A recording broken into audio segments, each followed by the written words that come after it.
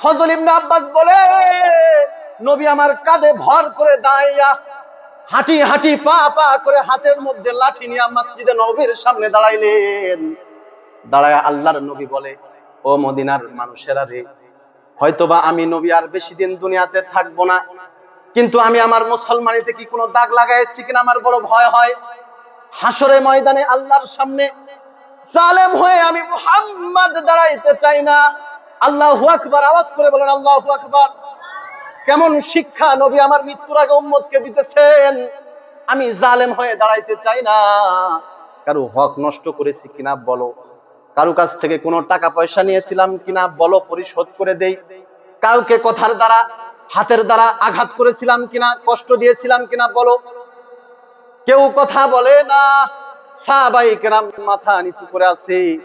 নবী তো আমাদের কাউকে কষ্ট দেয় নাই। মজলিসের মধ্যখান থেকে একজন হাত উঠায় বলে, ইয়া রাসূলুল্লাহ, আমার একটা অভিযোগ আছে গো সরকার, আমি আপনার কাছ থেকে একটা হক পাই। আল্লাহর নবী বললেন, সাহাবীরা আলগা করে দাও, আসুক, সামনে আসুক। সামনে যখন এসেছে আল্লাহর নবী বলে, কি বলবা বলো। বলে, ইয়া রাসূলুল্লাহ, এক গাজওয়া, এক যুদ্ধের ময়দানে আপনার হাতে লাঠি ছিল, আমি আপনার পিছনে ছিলাম ঘোড়ার পিঠে, আপনি লাঠি ঘুরাইতেছিলেন, একটা লাঠির বাড়ি আমার পিঠের মধ্যে এসে লাগছিল। ও সরকার, যদি অনুমতি দেন ওই দিনের প্রতিশোধটা আজকে নিতে চাই। এই কথা যখন বলেছে সাহাবায়ে কেরাম তো আশ্চর্য হয়ে গেল। কি বলে রে, মুহাম্মদ রে বুঝি আজকে মারবে? আমাদের সাহাবায়ে কেরামদের অবস্থা তো ছিল নিজের জীবনের চাইতে মুহাম্মাদুর রাসূলুল্লাহকে ভালোবেসেছে, নবীর জন্য জীবন দিয়েছে। মা ছোট্ট বাচ্চা নবীর হাতে উঠে দেয়া বলে, যুদ্ধে যাবেন নবী যান, সমস্যা নাই, আমার সন্তান যুদ্ধ করতে পারবে না, কিন্তু ঢাল হিসেবে সন্তানকে সামনে দাঁড় করাবেন। আল্লাহু আকবার। এই ভালোবাসা তো নবীর প্রতি সাহাবীদের ছিল, আর আজকে সেই নবীর গায়ে আঘাত করবে। সাহাবায়ে কেরাম তো মেনে নিতে পারে না। না না সাহাবীরা রে, সাহাবায়ে কেরাম বলতেছে, না, এই কাজ করা যাবে না।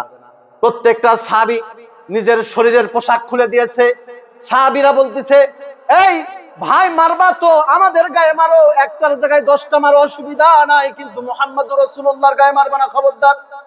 আল্লাহর নবী মুসলমানদেরকে শিক্ষা দিতেছে, মৃত্যুর আগে কারো পাওনা রেখে যাবা না, জুলুম করবা না। আয-যুলমু যুলুমাতু ইয়াউমাল কিয়ামা, বিপদে পড়ে যাবা কিয়ামতের ময়দানে।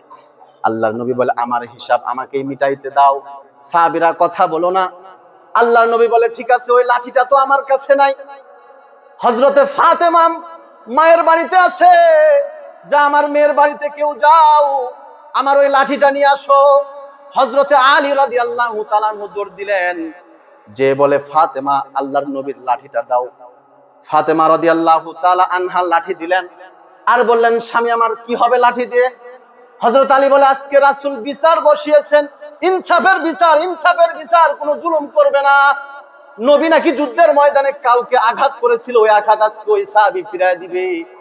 ফাতেমা রাদিয়াল্লাহু তাআলা আনহা লাঠি তো দিয়ে দিলেন, কিন্তু সঙ্গে সঙ্গে সন্তানদেরকে ডাক দেয়, কইরে হাসান, কইরে হোসাইন, বাবা কলিজার টুকরা আমার, আয় আয়, দেখ মসজিদে নববীর সামনে তোর নবীরে, তোর নানারে কে যেন মারবে, তোরা তোদের পিঠ গুলো আগায় দিবি নবীর গায়ে, একটা বাড়ি পর্যন্ত যেন না পড়ে, তোরা যা, তাড়াতাড়ি যা, নবীর গায়ে যেন আঘাত না হয়।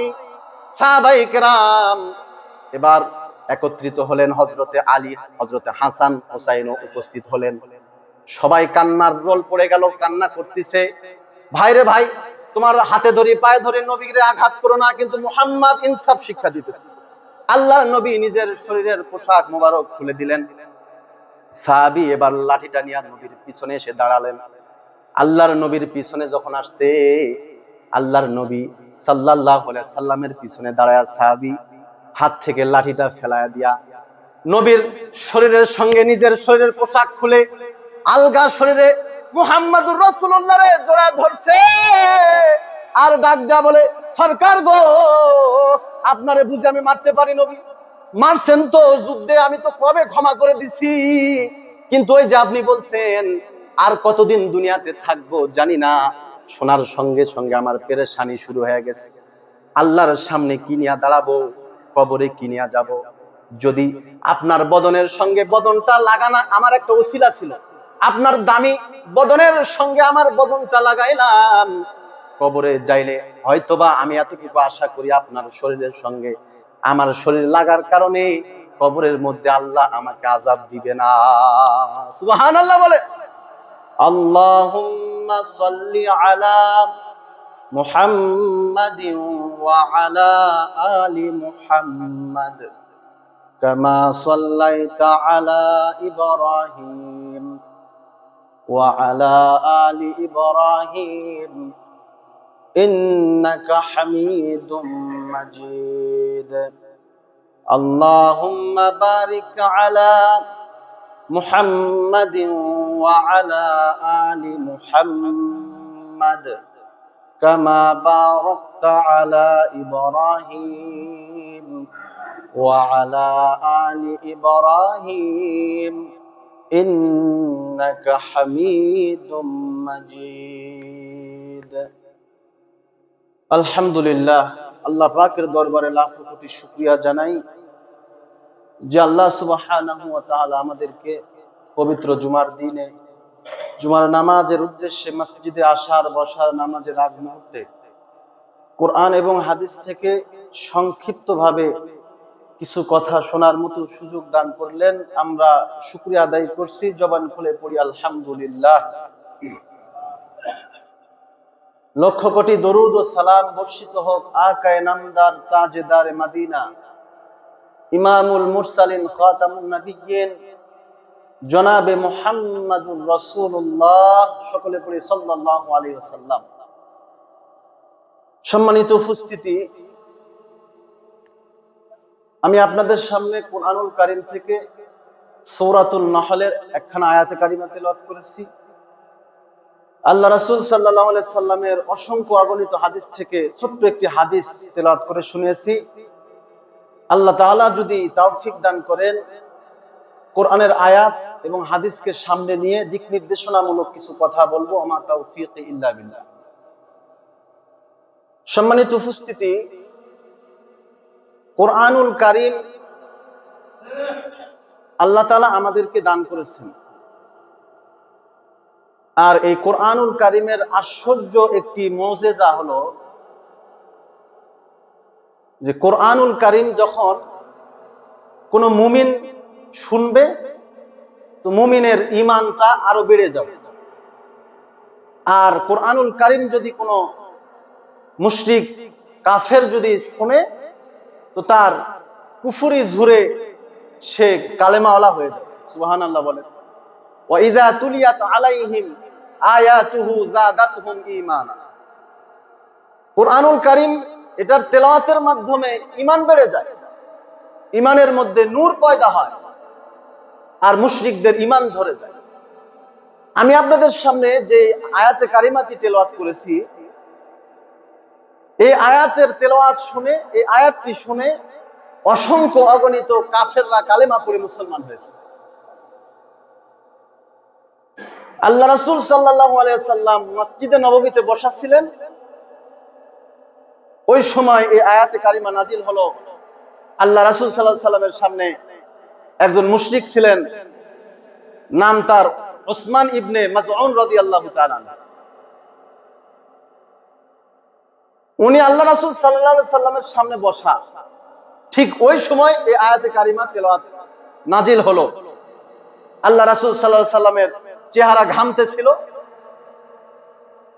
সাহাবায়ে কেরাম বসা, সবাই দেখলেন যে এখন মনে হয় আল্লাহ রাসূলের উপর ওহী নাজিল হচ্ছে। উসমান ইবনে মাযউন রাদিয়াল্লাহু তাআলা, এই উসমান রাসূলের জামাই উসমান না, এটা আরেক উসমান।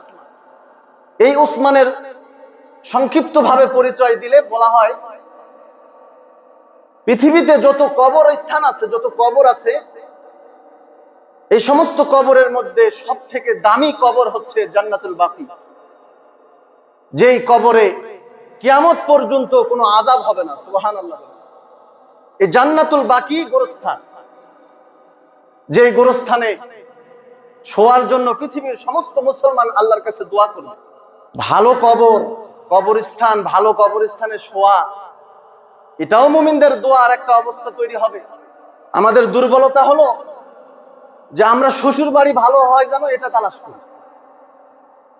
শ্বশুর বাড়ি যদি নদীর ওই পার হয়, খাল ডেঙ্গে ওই পারে যেতে হয়, অথবা শ্বশুর বাড়ির রাস্তাটা কাঁচা রাস্তা, এখনো পাকা হয় নাই, বৃষ্টির সময় অনেক কষ্ট হয় যেতে, তাহলে আমাদের অবস্থা হলো যে আমরা বলি যে না, এমন জায়গায় শ্বশুর বাড়ি করা যাবে না, কারণ ওখানের যাতায়াত ভালো না। অথচ এই ব্যক্তিটা শ্বশুর বাড়িতে হয়তোবা 6 মাসে একদিন যাবে, বুড়া বয়সে বছরে একদিন যাবে, এক রাত থাকবে। অথচ ফিকির হলো শ্বশুর বাড়ির রাস্তা যেন ভালো হয়, শ্বশুর বাড়িটা যেন ভালো হয়। অথচ একজন মুমিনের ফিকির হওয়া তো এটা উচিত ছিল, যেখানে যুগের পর যুগ, বছরের পর বছর থাকতে হবে, কবর আমার আসল ঠিকানা, আসল ঘর, ওই জায়গাটা সুন্দর হয়। আমাদের এই ফিকির হওয়া উচিত ছিল না ভাই? একজন মুসলমানের তো এই ফিকির হওয়া উচিত। এই জন্য কবিদের মধ্যে যে কবির নাম আমরা নিই সম্মানের সাথে, তার জন্য দোয়া করি, কবি নজরুল। কবি নজরুল মৃত্যুর আগে ফিকির করে গেছে, কবিতা লিখে গেছে, মসজিদেরও পাশে আমার কবর দিও ভাই, যেন গোর থেকে মুয়াজ্জিনের আজান শুনতে পায়। তার ফিকির যে মসজিদের পাশে যদি কবর হয়, আমার কবরের পাশ দিয়ে মুসল্লিরা যাবে, আজান আমার কবরে পৌঁছবে, হয়তোবা আল্লাহ তাআলা আমার কবরের আযাব মাফ। ফিকির এটা একজন মুমিনের ফিকির হওয়া চাই। তাই ওসমান ইবনে মাসউদ রাদিয়াল্লাহু তাআলা আনহু, উনি হলেন জান্নাতুল বাকি গোরস্থানের প্রথম মাইয়ত। আল্লাহর নবী যখন হিজরত করে মদিনায় গেলেন, মদিনায় যখন হিজরত করে গেলেন, তো প্রথম জান্নাতুল বাকি যেই সাহাবীকে দিয়ে উদ্বোধন হয়েছে, ওই সাহাবীটাই হলো ওসমান ইবনে মাসউদ রাদিয়াল্লাহু তাআলা আনহু। জান্নাতুল বাকিতে শুয়ে আছে। জান্নাতুল বাকির কবরস্থানে আযাব হবে না। এই ওসমান ইবনে মাসউদ রাদিয়াল্লাহু তাআলা আনহু আল্লাহর নবীর সামনাসামনি বসে আছেন। ঠিক ওই সময় সূরাতুল নাহলের এই আয়াতে কারিমাটি নাজিল হলো। আল্লাহর নবীকে ওসমান ইবনে মাসউদ ডাক দিয়ে বলে, ওগো সরকার, ওগো সরদার, আপনার কাছে এখন বুঝি কোরআন নাজিল হয়েছে। তখনও ওসমান ইবনে মাসউদ মুসলমান হয় নাই, কালেমা পড়ে নাই, মুশরিক, কিন্তু আল্লাহ রাসূলের মহব্বত, নবীকে মহব্বত করত, ভালোবাসতো, নবীর কাছে মাঝে মাঝে যেত। আল্লাহর নবী বলে, হ্যাঁ ওসমান, এখন আমার কাছে একটা আয়াত এসেছে, খুবই দামি একটা আয়াত, যে আয়াতের মধ্যে 3টা আদেশ এবং 3টা নিষেধ এসেছে। 3 আদেশ 3 নিষেধ মাখাওয়ালা একটা আয়াতে কারিমা আমার কাছে এসেছে। ওসমান ইবনে মাসউদ বলেন, ওগো সরকার, আয়াতটা একটু শুনান না আমাকে, আমি একটু শুনতে চাই। আল্লাহর নবী এবার আয়াতটা তেলাওয়াত করে শোনালেন। ইন্নাল্লাহা ইয়া'মুরু বিল আদলি ওয়াল ইহসান ওয়া ইতা'যিল কুরবা ওয়া ইয়ানহা আনিল ফাহশাই ওয়াল মুনকারি ওয়াল বাগই ইয়া'iযুকুম লা'আল্লাকুম তাযাক্কারুন। আয়াতটা শোনার সঙ্গে সঙ্গে ওসমান ইবনে মাসউদ বলে, এত সুন্দর সুন্দর দামি কথা পৃথিবীর কোনো মানুষের হতে পারে না। রাসূল আমাকে কালেমা পড়ায়া দেন। কোরআনের আয়াতের তেলাওয়াত শুনে ওসমান ইবনে মাসউদ আল্লাহর রাসূলের কাছে কালেমা পড়ে মুসলমান হয়ে গেলেন। সুবহানাল্লাহ বলেন। কালেমা পড়ে মুসলমান হলেন। দামি একটা আয়াত তেলাওয়াত করেছে আপনাদের সামনে। 3 আদেশ 3 নিষেধ মাখা আয়াত, সবগুলো বলার মতো সময় নাই। তবে ইরাদা করেছি, নিয়ত করেছি, একটা বিষয় নিয়ে আলোচনা করব অল্প সময়। আল্লাহ তাআলার 1 নাম্বার কথা হলো, ইন্নাল্লাহা ইয়া'মুরু বিল আদল, তোমরা ইনসাফ প্রতিষ্ঠা করো, জুলুম করো না, ইনসাফ প্রতিষ্ঠা করো। আল্লাহর 1 নাম্বার ওয়াজ। আল্লাহ আল্লাহ, আমাদের সমাজে তো এখন ইনসাফ, ন্যায় পরায়ণতা, ন্যায় বিচার, এটা যেন সোনার হরিণে রূপান্তরিত হয়েছে। ইনসাফ নাই, জুলুম, জুলুমের পর জুলুম, জুলুমের পর জুলুম। কথা বলেন ঠিক না ব্যাঠিক?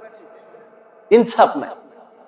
অথচ মুহাম্মাদুর রাসূলুল্লাহ সাল্লাল্লাহু আলাইহি সাল্লাম 63 বছরের জিন্দেগিতে নবীর জীবনীতে এমন কোন কথা পাবেন না যে নবী একদিনের জন্য, এক সেকেন্ডের জন্য হলেও কারো প্রতি জুলুম করেছে। ঠিক কিনা ভাই? জুলুম করেন। আল্লাহর নবী বলেন হাদিসের মধ্যে, ক্বালা রাসূলুল্লাহ সাল্লাল্লাহু আলাইহি ওয়াসাল্লাম, ক্বালা রাসূলুল্লাহ সাল্লাল্লাহু আলাইহি ওয়াসাল্লাম, আয-যুলমু যুলুমাতু ইয়াউমাল কিয়ামাহ। উম্মতের আরে জুলুম কিন্তু করবি না, জুলুম কিয়ামতের ময়দানে অন্ধকার হয়ে দাঁড়াবে। কিয়ামতের ময়দানে জালেমরা আলো পাবে না, তাদের সামনে অন্ধকার হয়ে যাবে, জালেমরা অন্ধকারে পড়ে যাবে। জুলুমের শাস্তি অনুযায়ী তারা অন্ধকারের মধ্যে পড়বে। নূরুহুম ইয়াসআ বাইনা আইদিহিম, আলো পাবে না, নূর পাবে না। ওই জালেমরা সেই দিন জাহান্নামে পড়ে যাবে। পুলসিরাতের পুলে পা রাখার সঙ্গে সঙ্গে জাহান্নামে দ্বিখণ্ডিত হয়ে পড়ে যাবে, কারণ আলো নাই। নবী বলে, পুলসিরাতের পুল পার হতে চাইলে ইমানের আলো লাগবে, ইমানের নূর লাগবে। কিন্তু যারা ইনসাফওয়ালা, ইনসাফ যারা করে, এরা কিয়ামতের ময়দানে আলো নিয়ে উঠবে, তো জান্নাতে যাবে। সুবহানাল্লাহ বলে। এই জন্য 7 শ্রেণীর মানুষ আরশের নিচে ছায়া পাবে, তার মধ্যে একজন ন্যায়পরায়ণ বাদশা, যে জুলুম করে না, যে অত্যাচার করে না। আল্লাহর নবীর শিশুকাল থেকে নিয়ে মৃত্যুর আগ পর্যন্ত জুলুম নাই। নবী শিশুকালে ইনসাফ প্রতিষ্ঠা করেছে। নবীজির দুধমা হযরতে হালিমাতুস সাদিয়া আল্লাহ নবীকে একদিন বলে, মুহাম্মদ বাবা, তোমার কাছে আমার একটা প্রশ্ন আছে। তোমাকে যখন আমি আমার ঘরে নিয়ে গেলাম, আমার তো স্তনে দুধ ছিল না, কিন্তু তোমার বরকতে আল্লাহ তাআলা আমার স্তনে দুধ দিয়েছে, আমার ঘরে রহমত দিয়েছে। রহমত আর রহমত, বরকত আর বরকত আর বরকত। তবে আমি লক্ষ্য করেছি, তুমি যখন আমার দুগ্ধ পান করতেছিলা, ডান স্তন তুমি খাও, বাম স্তন তুমি খাও, বাম স্তনের দুধ কখনো খাও নাই। এর কারণ কি বাবা বলো? মুহাম্মাদুর রাসূলুল্লাহ সাল্লাল্লাহু আলাইহি ওয়াসাল্লাম বলে, ওগো মা, আমি তো ইনসাফওয়ালা নবী, জমিনে আমি জুলুম করার জন্য আসি নাই। আমি মুহাম্মদ শিশুকালেও জুলুম করতে পারি নাই। আল্লাহ আমাকে ইনসাফ প্রতিষ্ঠা করার জন্য জমিনে পাঠিয়েছে। আমার ভাই আছে, দুধ ভাই, আমি ডান দিকের স্তনের দুধ খাই, অপর দিকের দুধটা আমি আমার দুধ ভাইয়ের জন্য রেখে দেই। মুহাম্মাদুর রাসূলুল্লাহ শিশুকালেও দুধ ভাইয়ের সঙ্গে জুলুম করে না, ইনসাফ করেছে। সুবহানাল্লাহ বলেন। অথচ আমরা মুসলমান, সেই নবীর উম্মত দাবি করি, আমরা নবী শিশুকালে ভাইয়ের প্রতি জুলুম করে নাই, আর আমরা ভাইকে ফাঁকি দিয়ে মা বাবারে ভুলায়া ভালায়া জমিনে দলিলে সাইন করে ছোট ভাইরে ঠকায়, ছোট ভাই বড় ভাইরে ঠকায়, ভাইরা বোনদেরকে ঠকায়। ঠিক কিনা বলে? ঠিকের আওয়াজটা মনে হয় কম হয়ে গেল, মনে হয় এই এলাকা হয় না নাকি ভাই? আওয়াজ করে বলেন ঠিক না ব্যাঠিক? এই জুলুম আছে না নাই এলাকাতে? ঘরে ঘরে ঘরে ঘরে ভাই ভাইয়ের প্রতি জুলুম করে, বাবা সন্তানদের প্রতি জুলুম করে, ছেলেদেরকে দিয়ে মেয়েদেরকে ফাঁকি দিয়ে বাইতুল্লাহে যায়, খানায় কাবাতে যে হাজী সাহেব দোয়া করতেছে, আল্লাহ ক্ষমা করে দিয়ে। আগে মেয়ের হকটা ঠিক মতো আদায় করেন মিয়া, তারপর হজে যে আল্লাহর কাছে কান্নাকাটি করে দোয়া করেন, তা না হলে ক্ষমা হবে না। ঠিক কিনা বলে? ক্ষমা হবে না। শিশু নবী জুলুম করে নাই, ইনসাফ প্রতিষ্ঠা করছে। শিশুকালে নবীর কোনো জুলুম নাই, মৃত্যুকালেও নবীর জুলুম নাই। মৃত্যুর আগে যখন নবীর মৌতের সাকারাত আরম্ভ শুরু হয়েছে, ওই সময় নবীর জুলুম নাই। ওই সময়ও আশ্চর্য নবী ইনসাফ প্রতিষ্ঠা করে গিয়েছেন। নবী যখন একেবারে অসুস্থ হয়ে পড়লেন, চাচাতো ভাই ফজল ইবনে আব্বাস রাদিয়াল্লাহু তাআলা আনহুকে ডাক দিলেন, ও ভাই ফজল, জামাই হযরত আলী কোথায়, আবু বকর, ওমর, উসমান কোথায়? আসো আসো, আমাকে একটু মসজিদে নববীর সামনে নিয়ে দাঁড় করাও, আর মদিনার মানুষগুলোকে একটু ডাকো। আমি মদিনার মানুষদের সঙ্গে অনেক দিন চলাফেরা করেছি। মক্কার থেকে যখন আমাকে তাড়ায় দিল, মদিনার মানুষগুলো আমাকে আদরে বুকে টেনে নিয়ে আমাকে ভালোবাসা দিয়েছে। ওদের প্রতি না জানি আমি কোনো জুলুম করছি নাকি, কাউকে কষ্ট দিয়েছি নাকি।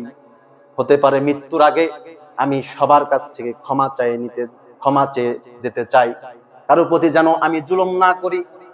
হযরতে ফজল ইবনে আব্বাস রাদিয়াল্লাহু তাআলা আনহু মসজিদে নববীর সামনে দাঁড়াইয়া এলান করলেন, ও মদিনার মানুষেরা কোথায় রে, আসো আসো, নবী ডেকেছে। এবার মসজিদে নববীর সামনে মদিনার মানুষগুলো একত্রিত হয়ে গেল। দলে দলে দলে দলে একত্রিত হতে হতে বিশাল সমাবেশ। আল্লাহর নবী দাঁড়াইতে পারে না। ফজল ইবনে আব্বাস বলে, নবী আমার কাঁধে ভর করে দাঁড়াইয়া হাঁটি হাঁটি পা পা করে হাতের মধ্যে লাঠি নিয়ে মসজিদে নববীর সামনে দাঁড়াইলেন।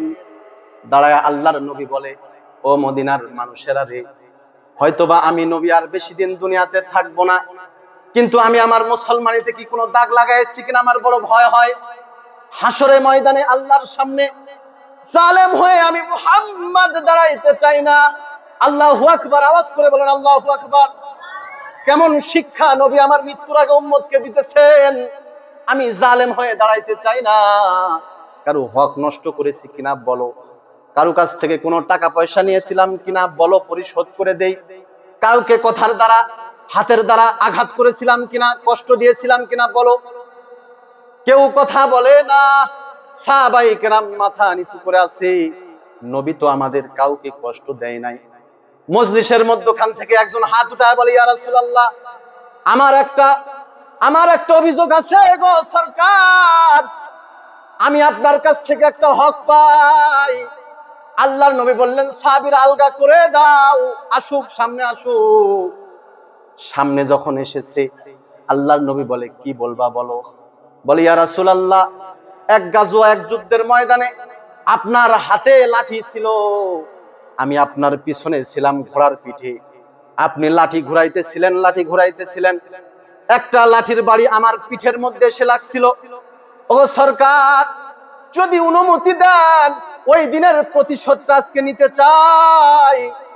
এই কথা যখন বলেছে, সাহাবায়ে কেরাম তো আশ্চর্য হয়ে গেল। কি বলে রে, মুহাম্মদ রে বুঝি আজকে মারবে? আমাদের সাহাবায়ে কেরামদের অবস্থা তো ছিল, নিজের জীবনের চাইতে মুহাম্মাদুর রাসূলুল্লাহকে ভালোবেসেছে, নবীর জন্য জীবন দিয়েছে। মা ছোট্ট বাচ্চা নবীর হাতে উঠে দেয়া বলে, যুদ্ধে যাবেন নবী যান, সমস্যা নাই, আমার সন্তান যুদ্ধ করতে পারবে না, কিন্তু ঢাল হিসেবে সন্তানকে সামনে দাঁড় করাবেন। আল্লাহু আকবার। এই ভালোবাসা তো নবীর প্রতি সাহাবীদের ছিল, আর আজকে সেই নবীর গায়ে আঘাত করবে। সাহাবায়ে কেরাম তো মেনে নিতে পারে না। না না সাহাবীরা রে, সাহাবায়ে কেরাম বলতেছে, না, এই কাজ করা যাবে না। প্রত্যেকটা সাহাবী নিজের শরীরের পোশাক খুলে দিয়েছে। সাহাবীরা বলতেছে, এই ভাই, মারবা তো আমাদের গায়ে মারো, একটার জায়গায় 10টা মারো, অসুবিধা নাই, কিন্তু মুহাম্মদুর রাসূলুল্লাহর গায়ে মারবা না, খবরদার। আল্লাহর নবী মুসলমানদেরকে শিক্ষা দিতেছে, মৃত্যুর আগে কারো পাওনা রেখে যাবা না, জুলুম করবা না। আয-যুলমু যুলুমাতু ইয়াউমাল কিয়ামা, বিপদে পড়ে যাবা কিয়ামতের ময়দানে। আল্লাহর নবী বলে, আমার হিসাব আমাকেই মিটাইতে দাও, সাহাবীরা কথা বলো না। আল্লাহর নবী বলে, ঠিক আছে, ওই লাঠিটা তো আমার কাছে নাই, হযরতে ফাতেমা মায়ের বাড়িতে আছে, যা আমার মেয়ের বাড়িতে কেউ যাও, আমার ওই লাঠিটা নিয়ে আসো। হযরতে আলী রাদিয়াল্লাহু তাআলা দৌড় দিলেন, যে বলে, ফাতেমা, আল্লাহর নবীর লাঠিটা দাও। ফাতেমা রাদিয়াল্লাহু তাআলা আনহা লাঠি দিলেন, আর বললেন, স্বামী আমার কি হবে লাঠি দিয়ে? হযরত আলী বলে, আজকে রাসূল বিচার বসিয়েছেন, ইনসাফের বিচার, কোনো জুলুম করবে না। নবী নাকি যুদ্ধের ময়দানে কাউকে আঘাত করেছিল, ওই আঘাত আজকে ওই সাহাবী ফিরায় দিবে।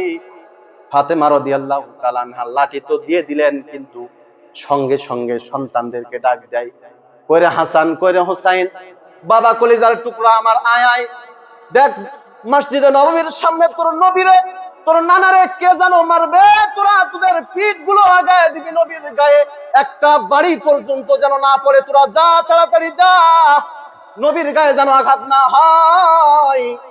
সাহাবায়ে কেরাম এবার একত্রিত হলেন। হযরতে আলী, হযরতে হাসান হুসাইনও উপস্থিত হলেন।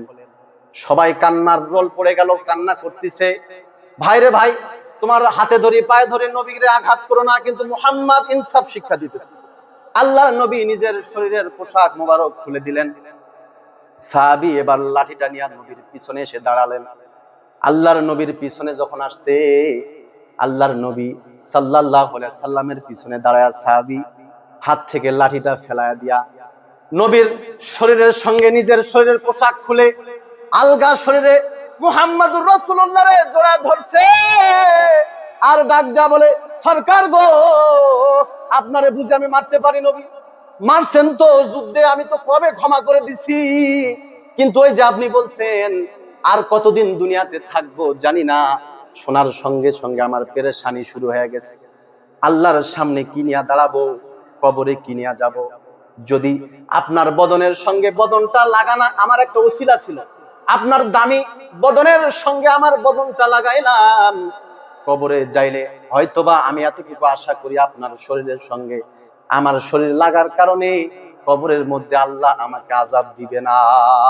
সুবহানাল্লাহ বলে। কেমন ইনসাফ! নবী মৃত্যুর আগে ইনসাফ প্রতিষ্ঠা করছে, ডাকছে, কে আছে আসো, আমার থেকে কিছু পাও নাকি নিয়ে যাও। সম্মানিত উপস্থিতি, নবী মুহাম্মদুর রাসূলুল্লাহ কখনো জুলুম করেন নাই, অথচ আমরা আমরা বার দেখেছি আমাদের বাংলাদেশ জুলুমে চ্যাম্পিয়ন হয়েছে, ঠিক না বলেন? জুলুম করতে করতে বাংলাদেশ জুলুমের ধার প্রান্তে যে চ্যাম্পিয়ন হয়েছে, দুর্নীতিতে চ্যাম্পিয়ন হয় আমাদের দেশ। আমাদের দেশ অন্য দেশে টাকা পাচার করাতে চ্যাম্পিয়ন হয়, আমাদের দেশ আলেম উলামার প্রতি জুলুম করায় চ্যাম্পিয়ন হয়, ঠিক না বলেন? আমাদের দেশ। আমরা সেই মুহাম্মাদুর রাসূলুল্লাহর উম্মত। রাজনীতির পেছে পড়ে হালাল আর হারাম চিনতে পারি না আমরা, সত্য মিথ্যা বুঝতে পারি না আমরা, ভাই ভাইরে হত্যা করে, বাবা সন্তানরে হত্যা করে, রাজনীতির পেছে ইনসাফ থাকে না, জুলুম করে ফেলি আমরা। মুহাম্মাদুর রাসূলুল্লাহ জুলুম করতে নিষেধ করছে। আল্লাহর কথা বলে, ইন্নাল্লাহা ইয়ামুরু বিল আদল, ইনসাফ প্রতিষ্ঠা করো, ন্যায়পরায়ণ হও। আশ্চর্য হয়ে যাবেন, আব্দুল্লাহ ইবনে আব্বাস রাদিয়াল্লাহু তাআলা আনহু থেকে riwayat, উনি ওনার একটা ঘটনা উনি লিখে গিয়েছেন, বর্ণনা করে গিয়েছেন। কেউ যদি জুলুম করে না, কিন্তু জুলুমের নিয়ত শুধু করছে যে আমি জুলুম করব, এতটুকু নিয়ত করছে, আব্দুল্লাহ ইবনে আব্বাসের riwayat, উনি বলেন এতটুকুর দ্বারাও আসমানের বরকত আসা জমিনে বন্ধ হয়ে গেছে। আবার কেউ এতটুকু নিয়ত করেছে যে আমি ইনসাফ করব, জুলুম করব না, শুধু নিয়ত করছে, ইনসাফ এখনো কায়েম করে নাই, তবুও জমিনের মধ্যে আল্লাহ তাআলার রহমত আসা শুরু হয়ে গেছে। অতীত জামানার একটা ঘটনা, এক বাদশা শিকার করার জন্য জঙ্গলে গেছে। সন্ধ্যা হয়ে গেছে, শিকার করতে করতে তো দেখে জঙ্গলের মধ্যে কাঠুরিয়ার বাড়ি। তো বলে আজকের দিনটা অন্তত রাতটা কাঠুরিয়ার বাড়িতে কাটায়। কাঠুরিয়ার বাড়িতে গেছে, যাওয়ার পরে কাঠুরিয়ারও তার বাদশারে ছিলেন না, কাঠুরিয়া বাদশাও নিজের পরিচয় দেয় নাই, সাধারণ মানুষের পরিচয়ে কাঠুরিয়ার যে বলে, বাইরে আসছিলাম এক কাজে, রাস্তার মধ্যে বিপদে পড়ছি, যদি অনুমতি দেন আপনার বাড়িতে একদিনের মুসাফির হতে চাই। অসুবিধা নাই, থাকেন। তো বাদশা দেখে কাঠুরিয়ার অনেকগুলো গরু আছে, অনেক গরু, তার মধ্যে সন্ধ্যার সময় গরুগুলো যখন একত্রিত হলো, ওই কাঠুরিয়া গরিব লোকটা একটা গরুর দুধ দহন করার জন্য গেলেন। তো বাদশা দেখে আশ্চর্য, এক গরুর স্তন থেকে প্রায় 30টা গরু যে পরিমাণে দুধ দিতে পারে, এক গরুর স্তন থেকে এই পরিমাণে দুধ হচ্ছে। আরো আস্তে করে বলেন সুবহানাল্লাহ। এক গরুর স্তন থেকে কয় গরুর দুধ বের হয় ভাই? 30 গরুর দুধ বের হয়। বাদশা আশ্চর্য, হায় হায়।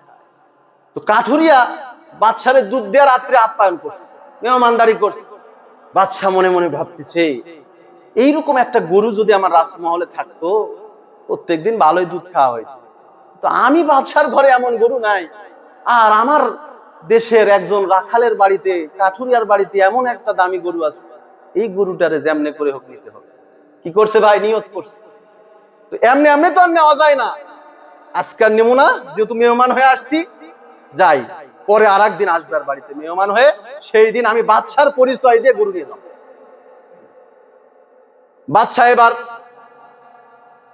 পরের দিন মেহমানের কাছ থেকে বিদায় নিয়ে রাজমহলে ফেরত গেছে, কিন্তু ঘুম হয় না। ওই যে গরুর দুধ খাইছে, শুধু নিয়ত করতেছে কবে যাবো আর গরু নিয়ে আসবো। এইরকম দিন যাইতে যাইতে একদিন নিয়ত করলো, যাই আজকে যাই। আবার কাঠুরিয়ার বাড়িতে আসলো, বলল ভাই অনুমতি দিলে আপনার বাড়িতে একটু মেহমান হতে চাই।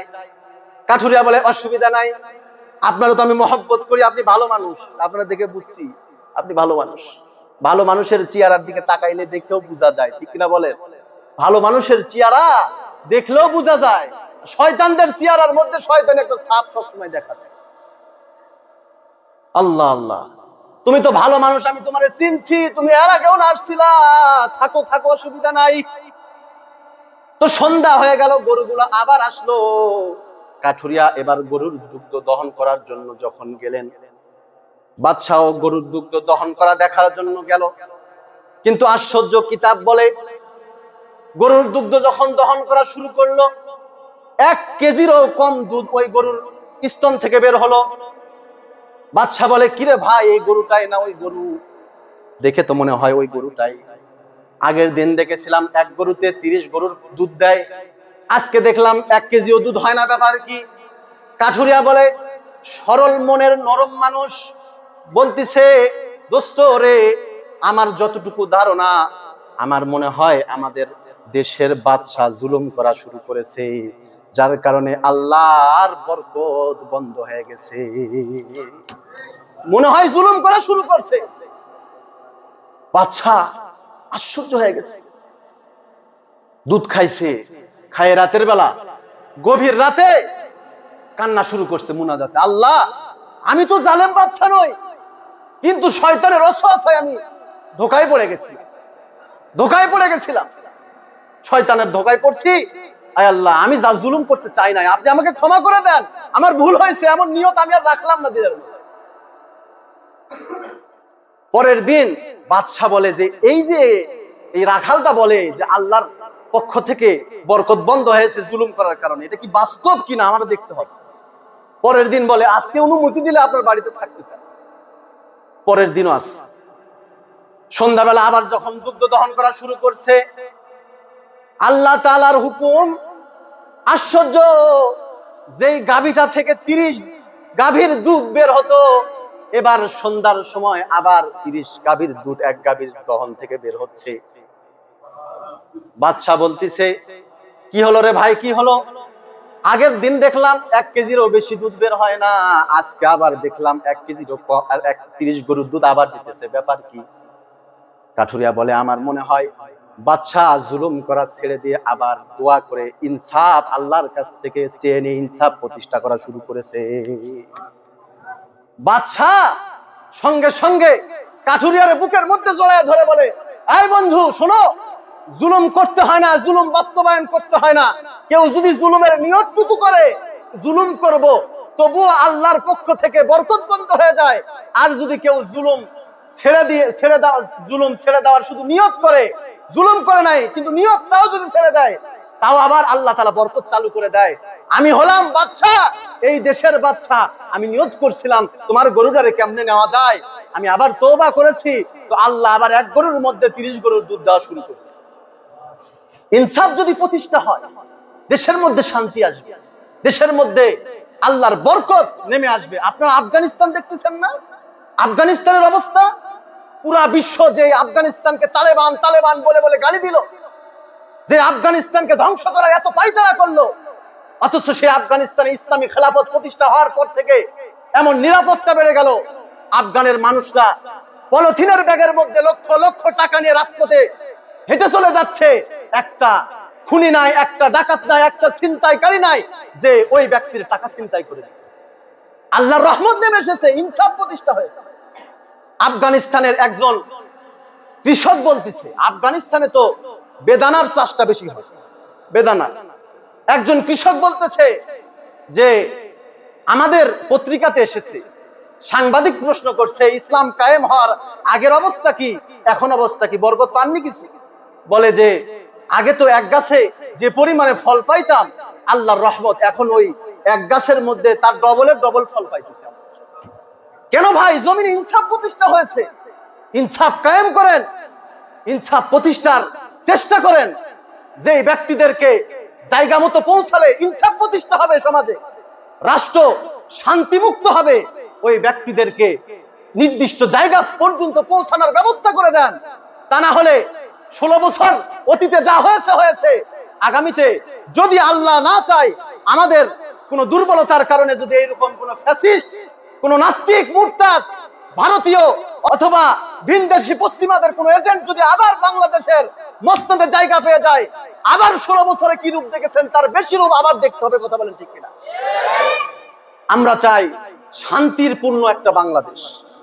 কে যাবে ক্ষমতায়, কে বা যাবে না, এগুলো আমরা চাই না, দেখতে চাই না। ওলামায়ে কেরাম, আমি বারবার বলে আসছি, আমি বারবার বলি প্রত্যেক জায়গায়, আমরা আলেমরা কাউকে গদিতে উঠানোর জন্য প্রমোট করি না। আমার কথা বলি ব্যক্তিগত, আমি কাউকে গদিতে উঠানোর জন্য প্রমোট করি না, আবার কাউকে গদি থেকে নামানোর জন্য গরম বক্তব্য দিই না। আমার অবস্থা এটা বলতেছে। আমরা চাই যে এই ক্ষমতায় যাক, শান্তি প্রতিষ্ঠা হোক, শান্তি প্রতিষ্ঠা হোক, দুর্নীতি মুক্ত হোক আমাদের বাংলাদেশ।